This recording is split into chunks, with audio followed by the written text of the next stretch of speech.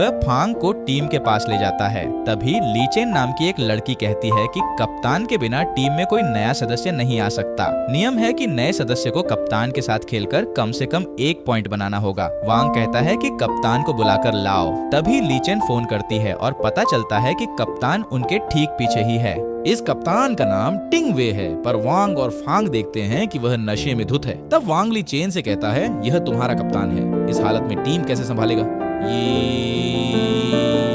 यह बात टिंग वांग के अहंकार को लगी। वह कहता है कि वह इतना प्रोफेशनल है कि इस हालत में भी फांग उसे जीत नहीं पाएगा। इस तरह नियमों के अनुसार उनके बीच एक डुओ मैच शुरू हो जाता है। टिंग वे शानदार खेल रहा था। वह बहुत ऊंचा कूदकर बास्केटबॉल डाल रहा था, लेकिन फांग ने इस बार बहुत दूर से गेंद को बास्केट में डाल दिया। इतनी दूरी से यह सटीक शॉट देखकर सब हैरान रह गए। आखिरकार टिंग वई से 1 पॉइंट ज्यादा बनाने के कारण फांग को टीम में जगह मिल गई। अगले दिन सुबह फांग एक अखबार लेकर वांग के पास आता है।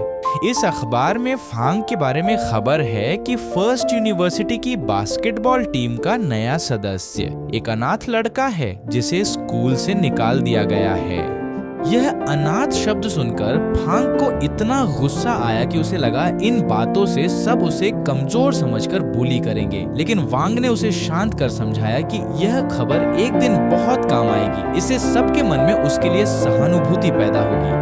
उस दिन प्रैक्टिस खत्म कर फांग मैदान में था। उसने टिंग वांग को देखा और उसके पास गया। पहले टिंग वांग ने नशे में फांग को अनाथ कहा था और फांग ने तब उसके साथ बुरा व्यवहार किया था, इसलिए वह अब माफी मांगने आया है। टिंग वे ने उससे बात करना शुरू किया। एक मोड़ पर टिंग वे ने उसे बास्केटबॉल के बारे में सलाह दी। वह कहता है, बास्केटबॉल में बास्केट के करीब रहना बेहतर है क्योंकि इससे दूरी कम होती है। पर फांग का एक अलग प्लस पॉइंट है, वह दूर से शानदार बास्केटबॉल फेंक सकता है। ये हुनर निखारे तो मशहूर बास्केटबॉल खिलाड़ी बनेगा। फिर टिंग वे पूछता है, क्या तुम सच में कर पाओगे या वह सिर्फ इत्तेफाक था?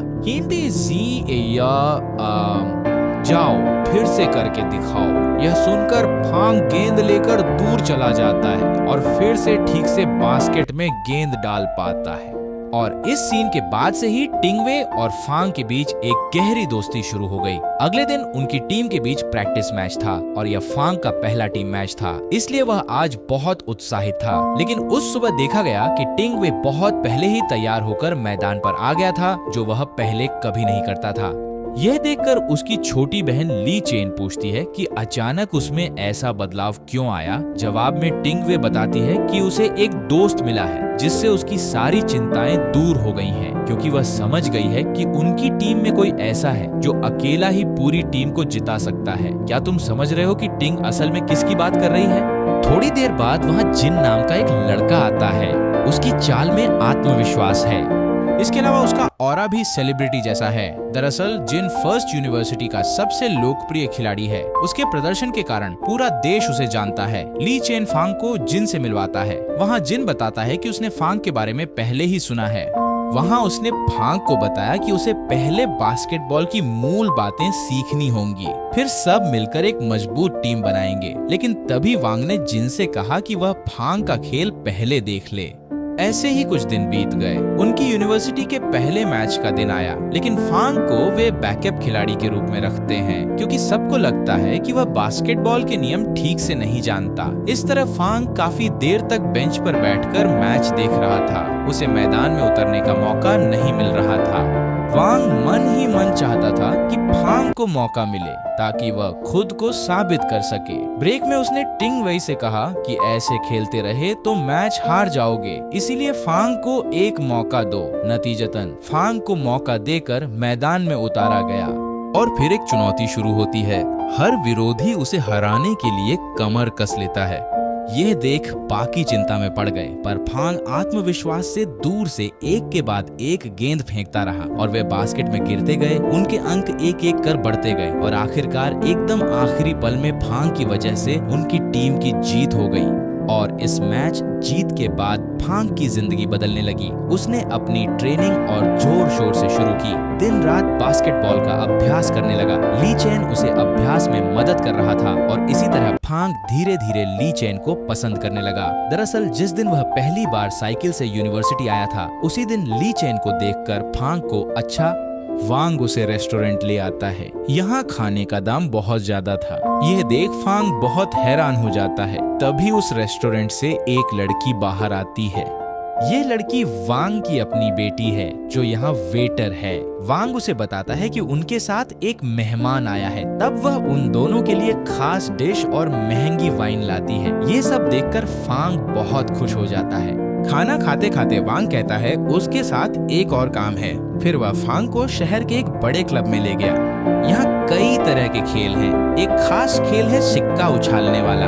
ये खेल क्लब के आदमियों से शर्त लगाकर खेलना होता है। तो फांग अब वह खेल खेलना शुरू करता है और हर बार सिक्कों पर सटीक निशाना लगाकर वह क्लब के लोगों को हरा देता है, जिसके कारण वांग इस बार बाजी में अच्छे पैसे कमाने लगता है। लेकिन क्लब के लोग इतने पैसे हारकर बहुत गुस्सा हो जाते हैं, जिसके कारण वे अपने बॉस को खबर देते हैं और इस बॉस का नाम टाइगर है। टाइगर आकर सीधे वांग से कहता है कि वह तो हर दिन हारता है, तो आज जरूर उसने कोई चालाकी करके इस लड़के को लाया है। तो उसने दोनों को क्लब से निकलने को कहा। वांग फांग को लेकर जाना चाहता था, पर फांग तब चुपचाप आइसक्रीम खा रहा था।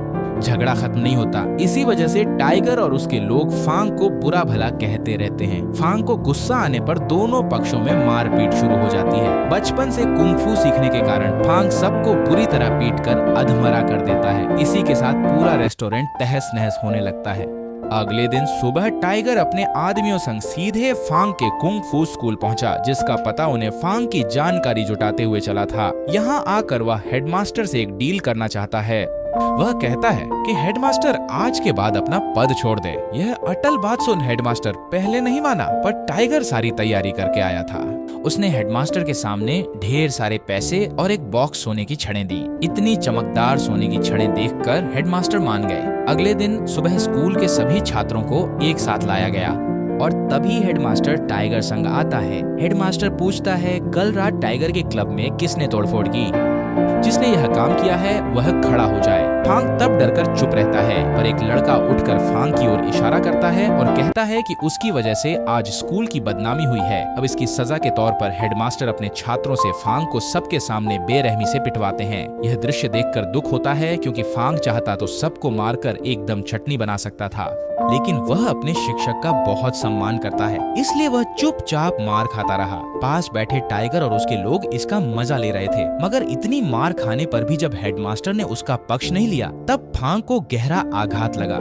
जिन लोगों ने उसे पाला आज वही पैसे के लिए उसके खिलाफ हो गए, इसलिए फांग उसी दिन सबके सामने स्कूल से निकल गया। यह देखकर बाकी टीचर्स उदास हो गए, क्योंकि इतने सालों तक उन्होंने ही तो फांग को पाला था, लेकिन फांग ने उनकी तरफ मुड़कर नहीं देखा। उस रात वह फिर उसी नदी के किनारे गया जहाँ वांग बैठा रहता है। वह वांग को सब बता देती है और बताती है कि टाइगर से बदला लेना चाहती है। तब वांग उसे एक गेंद देकर दूर की बास्केट दिखाकर पूछता है कि क्या वह उसमें गेंद डाल पाएगी। फांग कहती है अरे ये कोई बड़ी बात नहीं, और ये कहते ही उसने गेंद बास्केट में सटीक डाल दी, बिना देखे ही।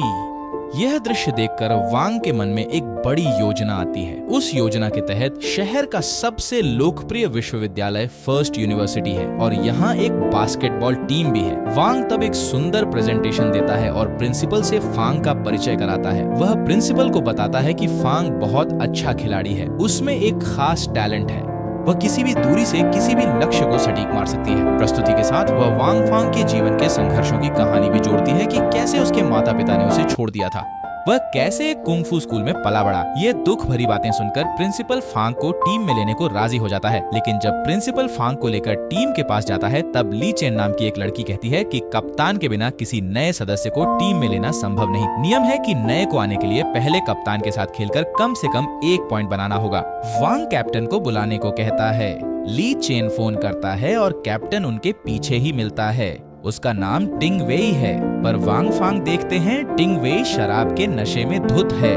तब वांग ली चेन से कहता है क्या यह तुम्हारा कप्तान है? इस हालत में वह टीम को कैसे लीड करेगा? यह बात टिंग वांग के ईगो पर लगी। उसने कहा कि वह इतना पेशेवर है कि इस हालत में भी फांग उसका मुकाबला नहीं कर पाएगा। इस तरह नियम के अनुसार उनके बीच एक डुओ मैच शुरू हो गया। टिंग वे का खेल शानदार था, वह ऊंचा कूदकर बास्केटबॉल डाल रहा था, पर फांग ने इस बार दूर से ही बॉल बास्केट में डाल दी। इतनी दूर से सटीक निशाना देख सब हैरान रह गए। आखिर टिंग वेई से 1 पॉइंट ज्यादा कर फांग को टीम में जगह मिली। अगले दिन सुबह फांग एक न्यूज पे यहाँ लिखा है कि फर्स्ट यूनिवर्सिटी बास्केटबॉल टीम का नया सदस्य एक अनाथ लड़का है जिसे स्कूल से निकाल दिया गया है। यह अनाथ शब्द सुनकर फांग को इतना गुस्सा आता है कि उसे लगता है ये बातें पढ़कर सब उसे कमजोर समझकर बुली करेंगे, लेकिन वांग उसे शांत करके समझाता है कि यह खबर एक दिन बहुत काम आएगी। इससे सबके मन में उसके प्रति सहानुभूति पैदा होगी।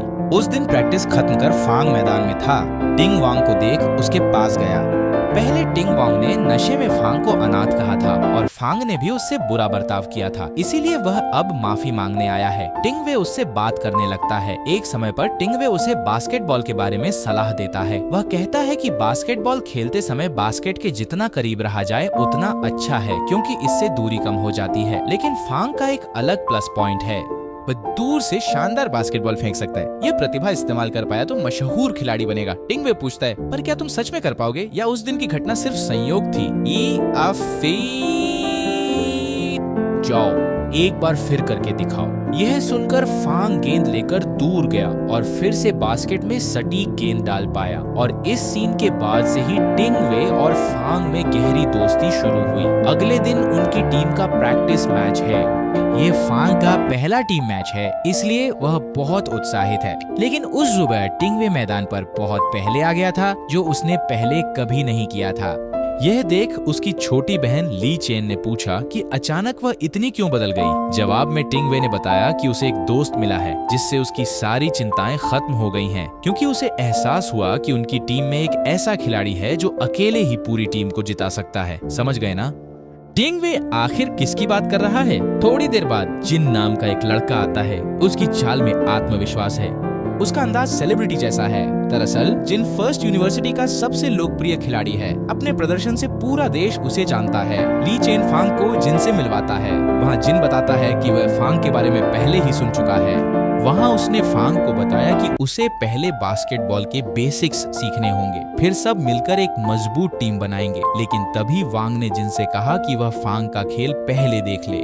कुछ समय बीता, उनके कॉलेज के पहले मैच का दिन आ गया। लेकिन फंक को वे बैकअप खिलाड़ी रखते हैं, क्योंकि सबको लगता है कि उसे बास्केटबॉल के नियम ठीक से नहीं आते। फांग काफी देर से बेंच पर खेल देख रहा था। उसे मैदान में उतरने का मौका नहीं मिल रहा था। वांग मन ही मन चाहता था कि फांग को खुद को साबित करने का एक मौका मिले। ब्रेक में वांग ने टिंगवे से कहा, ऐसे खेलते रहे तो तुम मैच हार जाओगे, तो अब प्लीज फंक को एक मौका दो। जिसके बाद मैदान में उतरते ही एक कड़ी चुनौती शुरू होती है। हर प्रतिद्वंद्वी उसे हराने में जुट जाता है। यह देखकर बाकी लोग चिंता में पड़ जाते हैं, लेकिन फांग तब आत्मविश्वास से दूर से एक के बाद एक गेंद फेंकता रहा और वे बास्केट में गिरते ही उनके अंक एक एक करके बढ़ते गए और आखिर में एकदम आखिरी पल में फांग की वजह से उनकी टीम जीत गई। और इस मैच जीत से फांग की पूरी जिंदगी ही बदलने लगी। वह अपनी ट्रेनिंग और मजबूती से करने लगा। वह दिन रात बास्केटबॉल का अभ्यास करता, जिसमें ली चेन उसकी मदद करती थी और इसी दौरान फांग धीरे धीरे ली चेन को पसंद करने लगा। दरअसल जिस दिन वह पहली बार साइकिल से विश्वविद्यालय आया था, तभी से फांग को ली चेन पसंद थी। एक दिन रिहर्सल के दौरान फांग स्टूडियो गया और अपनी कुछ मजेदार तस्वीरें ली। उनसे एक एल्बम बनाकर ली चेन को उपहार में दिया, जिससे ली चेन बहुत खुश हो गई और धीरे धीरे उसके मन में भी फांग के लिए भावनाएं जागने लगती है। एक दिन रिहर्सल के दौरान फांग टिंग वेई के पास स्लम डंक सीखने जाता है, लेकिन टिंग वेई को लगता है कि फांग अभी इतना मुश्किल स्लम डंक सीखने के लायक नहीं है। असल में स्लम डंक बास्केटबॉल का सबसे मुश्किल हिस्सा है, जैसे फुटबॉल में ड्रिबलिंग। तो फांग को इससे बुरा लगता है। उसने अकेले सीखने का फैसला किया और रात में खाली स्टेडियम में अकेले अभ्यास करता। पहले ऊंचाई से कूदकर बास्केटबॉल डालने का प्रयास किया, पर वह सफल नहीं हो पा रहा था। और तब वह अपनी कुंग-फू दक्षता का इस्तेमाल कर जैसे ही कूदता है तो देखा जाता है कि वह एक ही छलांग में इतना ऊपर उठ गया कि स्टेडियम की छत तक पहुंच गया। मतलब तुम समझ ही सकते हो कि इस फांग के अंदर ऐसी शक्ति है जो वह आसानी से दिखाना नहीं चाहता। इस तरह मैच का दूसरा दिन आ जाता है। मैच शुरू होने से पहले ही विरोधी टीम का एक खिलाड़ी फांग को बुली करने लगता है। वह फांग को अनाथ और स्कूल से निकाला गया बताता है। ये बातें कहकर वह फांग का ध्यान भटकाना चाहता था, लेकिन फांग उससे बहस में नहीं उलझता। मैच शुरू होने पर रेफरी ने गेंद उछाली। फांग ने गुस्से और आक्रोश में गेंद जिन की ओर पास कर दी। जिन ने मौका पाकर बास्केट में बॉल डाली। फिर फांग लगातार पॉइंट बनाता रहा और खेल के आखिरी राउंड में फांग